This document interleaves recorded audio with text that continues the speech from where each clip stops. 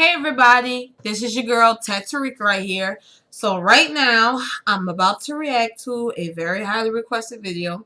So it's about Horror Nights. It is 5 creepy and disturbing home invasion horror stories. So, you already know, you see how horror stories and creepy and shit like that, so I'm already prepared. Got my knife, some water, got my honeycombs right here, and we're about to get into this. So, let's go. Horror Nights presents 5 creepy and disturbing home invasion horror stories. Number 5. The Town. On June 5th, 1970, Peter Honeycutt, a pilot for the U.S. Postal Service, was surprised to find no one at the landing strip in the small town of McCarthy, Alaska. At the time, only a dozen people lived there. When he went to the general store and found it closed, he became concerned. He went to the apartment above the store and was surprised to see the door open. It looked like someone had kicked it in. Honeycutt looked inside, and in the middle of the floor were the bodies of Elmer Reed and his wife Janet. It was clear that they had died a violent death. There was blood everywhere. Honeycutt threw up and then went back to the plane. He radioed the state troopers and told them that the Reeds had been murdered. Hours later, they arrived and determined that the Reeds had been hacked to death with an axe that was left at the scene. The troopers went to interview the other 10 residents of McCarthy. When they got to the first house that was the closest to the store, they were shocked to see that their front door had been kicked in. Sadly, just like the Reeds, the couple who lived in the home had been butchered. The police went to the other 3 homes in the town, and they found every single citizen of McCarthy murdered in their home with an axe.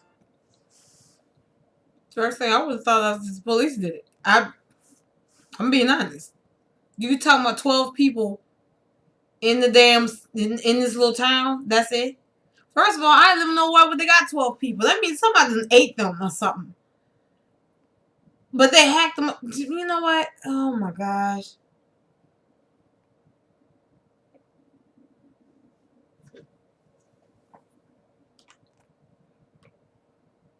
I think my mom is home. I think she's home. Because I didn't see her walk in and out. I heard the door open and close. So y'all are witnesses. If whatever happens goes down, it's going the fuck down. Do you understand? I'm a soldier and I ain't going out with a fight. The FBI was called in, but they were just as baffled as the state troopers. One of the biggest mysteries was how the killer got to the isolated town. Another huge mystery was the motive. Why would someone come to the town, kill everyone, and leave? Because he was bored, of course, stupid. The biggest mystery surrounding the series of home invasions is who was responsible. Police have never had a suspect in the case, and the case has gone as cold as McCarthy in the winter. Number 4.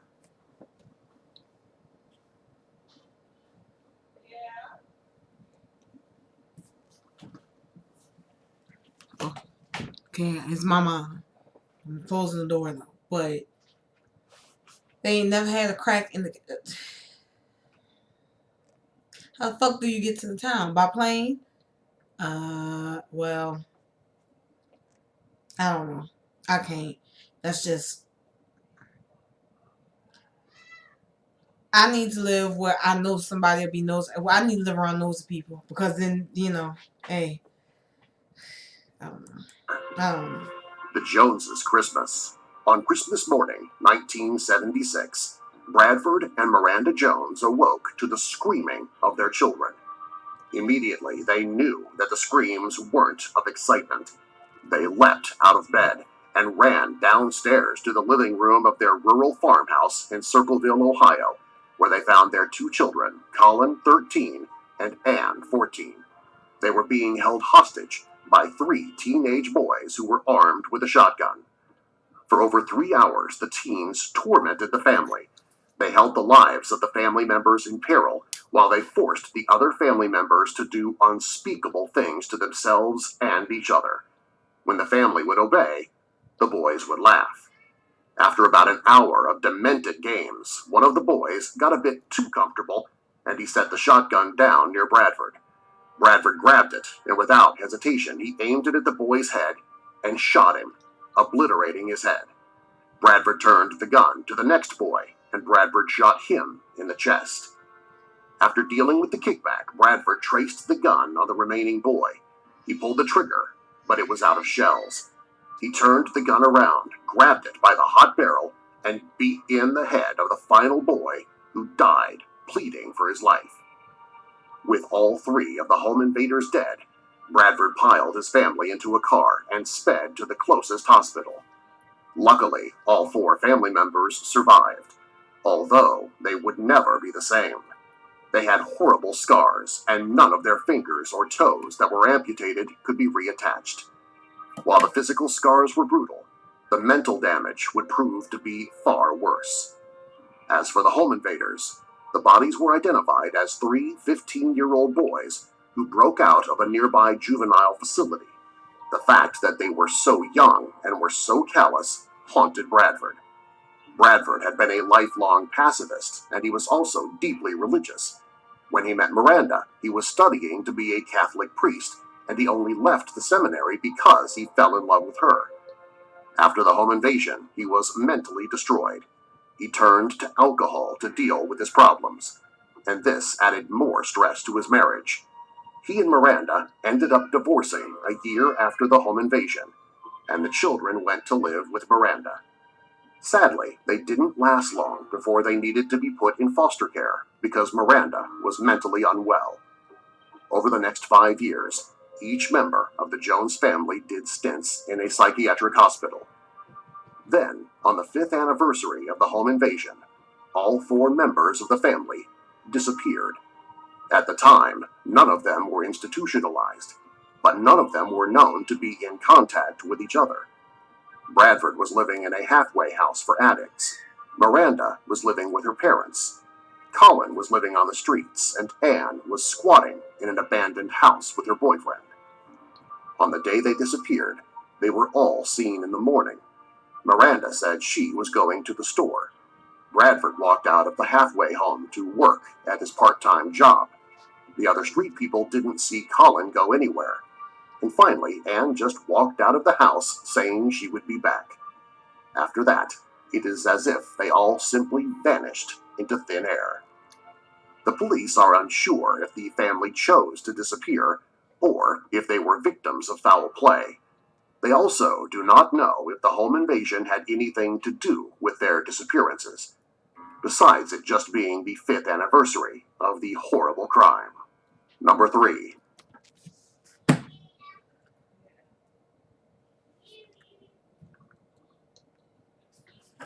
So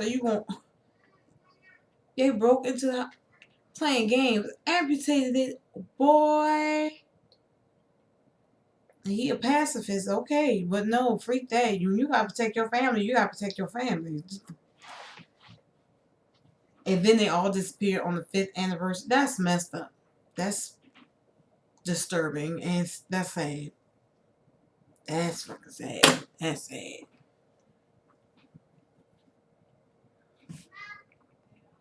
Boy beat that boy, hit the last boy head, and I know he pleading for his life. No, and you escape from juvie. If you get out, just go see with stuff like that. Just go get you a prostitute.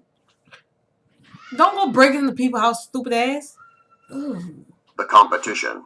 In 2012, Dan St. House. James and Cody Milne had been a couple for 20 years, and they lived on a quiet street in Portland, Oregon. On the night of February 1st, 2012, St. James and Milne awoke and found a man wearing a baklava in their bedroom. He aimed a gun at them and ordered them out of bed. He led them to their unfinished basement, and there was 2 folding chairs set up facing each other under the basement's only light. Why did she get a pit bull? Would have been that, well, no. Dog would have got shot. You would have heard it. You would have lost a dog. But you would have got to jump on him. He had time to come in your home, in your basement, and set up shit. That's issue for me. And it's 2012. Well, I would say get a security system. What the fuck that's gonna do? Then The masked man had Dan and Cody sit in the chairs. He then said, "Gentlemen." Chucky, what's wrong with him? Trying to record. Girl, I'm gonna get him a Tiffany. He needs to chill out. "We're going to have a competition here tonight, and the lives of your friends and family depend on it." The man turned to Brian, said his parents' names and their address. Then he turned to Cody and named off every member of his sister's family, including her 2 young children, and their address. The winner of this competition will save their family, while the loser's family will all be killed. As for what the contest is, you have to fight to the death. Both Dan and Cody started to protest, so the man continued talking. He said, "If you refuse, I'll chain you both up, drive over to your family's houses, kill them, and bring you back their hearts. You know they both live less than 10 minutes from here. I could do it in under an hour, and I'll still make you fight. However, then you'll be fighting for the lives of your friends." The man then named 2 friends and their addresses. "Then we'll just keep going until everyone in your life is dead, and it will be your fault. Finally, I want a fight.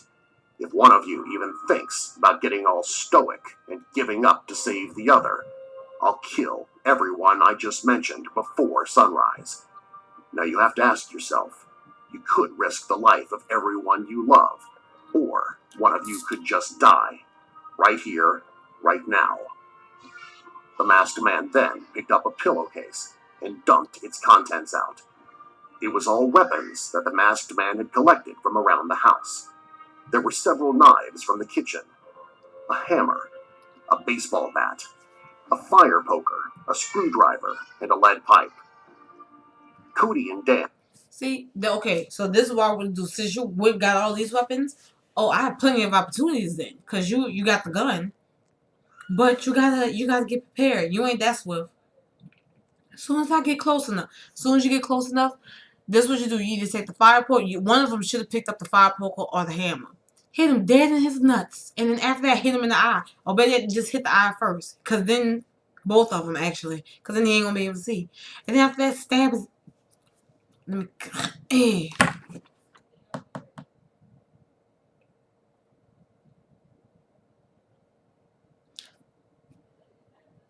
I think people gonna think that I have a serial killer. You know what? I'm debating on editing that out.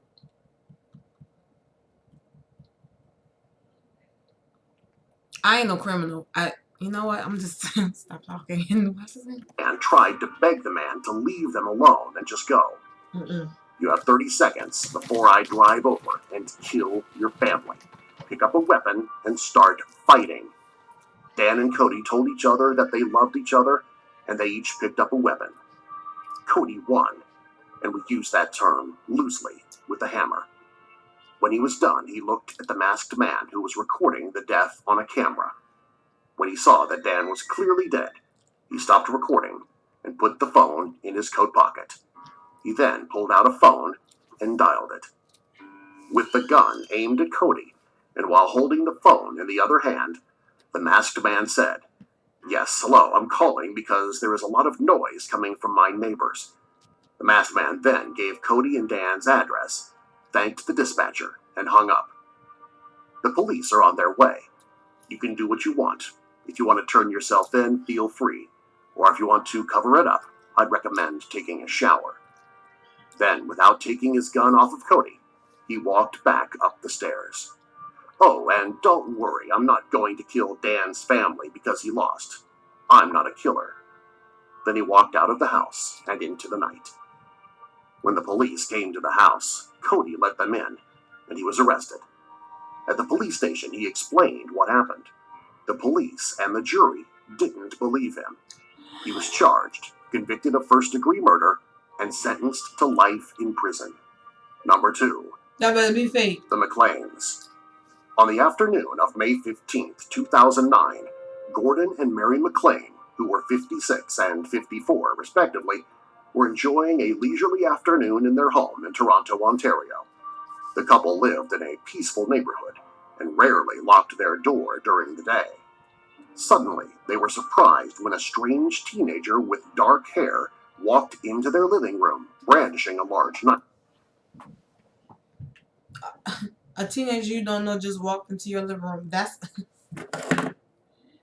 fuck do you want? Let's go. Let's go. Who are you to walk in my house? That's a... You know what? My old me coming out. I'm sorry. Mary screamed, and the young man lunged at her, stabbing her several times. Gordon pulled the teenager off, and when he did, the teenager jumped on top of him. The teen bit on Gordon's cheek and pulled back. It didn't tear the flesh, so the teen bit down again on Gordon's lips, and with a quick tear, part of his top lip was gone. The teen then turned his attention back to Mary, who, despite her wounds and having a knife stuck in her shoulder, managed to call 911. He jumped on her and began to bite her in the face and neck until she stopped moving. While his wife was being attacked, Gordon ran out of the house. The teen ran after him and jumped on his back. Gordon fell on his stomach under the weight of the teen. The teen then bit into Gordon's neck, and he was able to get to the jugular. A neighbor, 48-year-old Parth Chima, heard the screams. He walked around the hedges on the lawn to investigate, and he was horrified to see Gordon bleeding to death with the young man chewing on his neck. Chima let out a scream. The teen stopped chewing on Gordon, and he ran at Chima, tackling him. When the police arrived on the scene, they found Chima screaming and trying to fight off the teen who had latched onto the left side of his face because the right side was already missing skin, muscle, and an eye. The police tasered the teen, but it didn't stop him, so they were forced to shoot him. Gordon and Mary MacLain and their killer were pronounced dead at the scene. Chima survived, but he was left badly scarred and his right eye was gone. The attacker was identified as 16-year-old Christopher Griffith, who was described as a quiet loner at his high school. He did not know the MacLains, nor did he live in their neighborhood. It appears that he just randomly walked into their house. The police also ordered a blood test, and they were amazed to find no traces of drugs or alcohol in Griffith's bloodstream. No one knows why Griffith snapped, and why he chose the MacLains as his victims. Number 1. The new job. So, he's trying to be a zombie off The Walking Dead? The fuck?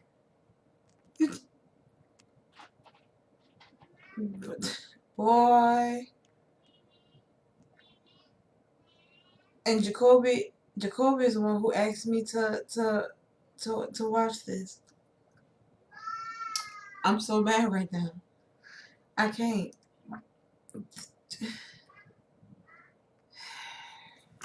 I'll tell you exactly. All these stories are gonna be all together of what I would have done.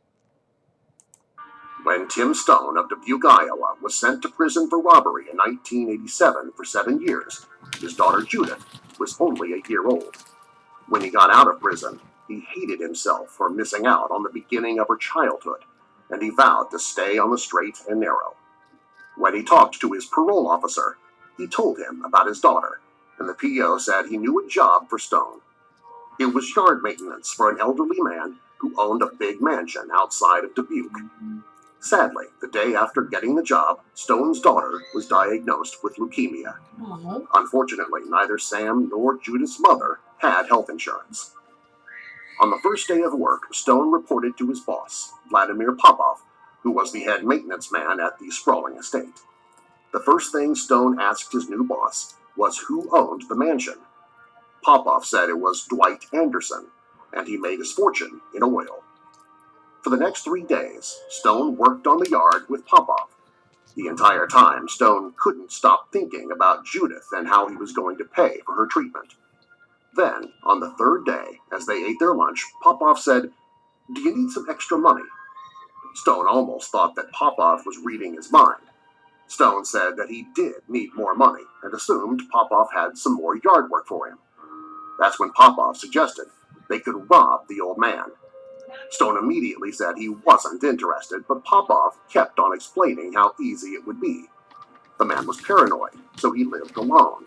And even more importantly, he didn't trust banks. Popoff said that all of the millions that Anderson made were in his vault inside the home.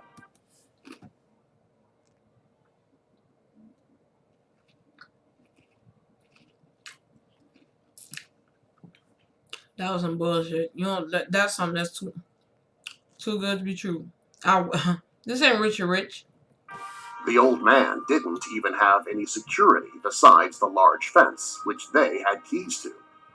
Stone said that he wasn't interested, and he went back to work. At the end of the workday, Stone went back to Popoff and asked if he was serious about robbing the old man. Popoff assured him that he was, and that it would be easy. Popoff said that they might have to force Anderson to open the safe, and would Stone be okay with that? That was something Stone had been thinking about all afternoon. He concluded that the man had lived a long, comfy life, and if Stone had to kill the old man to save his daughter, he'd do it any day of the week. So Stone said he was prepared to do whatever needed to be done. Popoff said he'd swing by midnight, and they'd drive out to the mansion together. They were both quiet on the drive over. When they got close to the mansion, they parked a short distance away and hid the car off the road. As they made their way to the mansion, Popoff handed Stone a handgun. They let themselves through the gate, and then Popoff had a key to the house. He told Stone that they would break the window when they left, but they didn't want to give Anderson any clue they were coming. When they walked towards the living room, Stone felt an incredible pain on the back of his head, and then everything went black. He woke up a few seconds later, and he felt like he was going to throw up, and his head ached. He could feel his hands and ankles being tied up, but he could do nothing to stop it. He could also hear multiple voices. Once he was tied up, he was picked up under his arms and by his ankles. He was carried through the dark house and into the backyard to a guest house where there was a party. Stone started screaming and people started clapping. He was taken to a stage with a long wooden pole on it, similar to a stripper pole. However, the top was a sharp point. With Stone on stage, the old man spoke to the group of 12 people who were all dressed in tuxedos and ballroom dresses. He thanked them all for coming, adding, "Especially you, Tim Stone." That's when they laughed.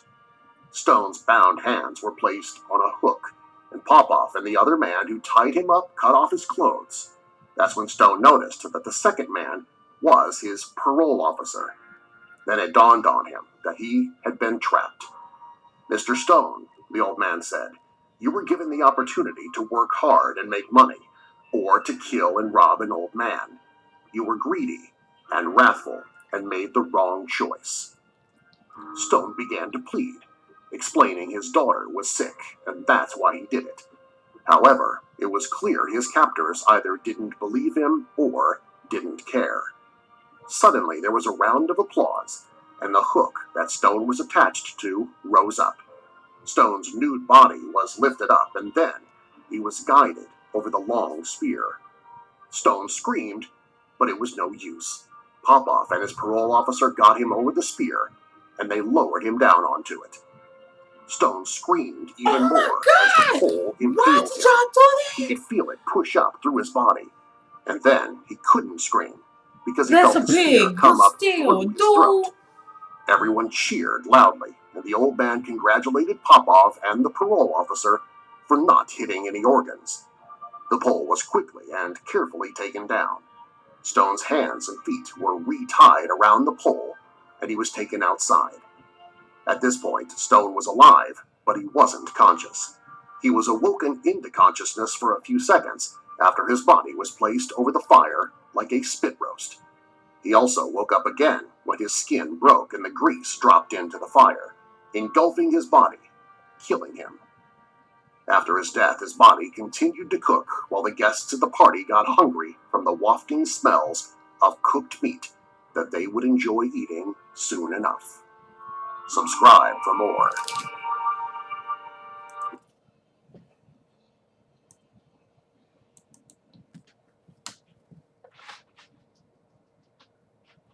Hannibal Lecter in the flesh. Bruh, you know what? Jacoby. You see, you doing so much. See, the first one, the number one story, talking to nobody. I'm just like, say, look, I got a job for you. Nope, that's all right. Go to the one, I'm going to do what a lot of people do. Go to my mom's house. I'm stay there. That's it. No. Everybody else, that literally just made my... Got people eating people's faces off, cutting limbs off, breaking in people's houses, making them kill each other. The fourth story, that was fucked up. Because now the dude done went to jail. And Jacoby, why? Why did you do... And I did not appreciate the whole picture of the spit. Oh my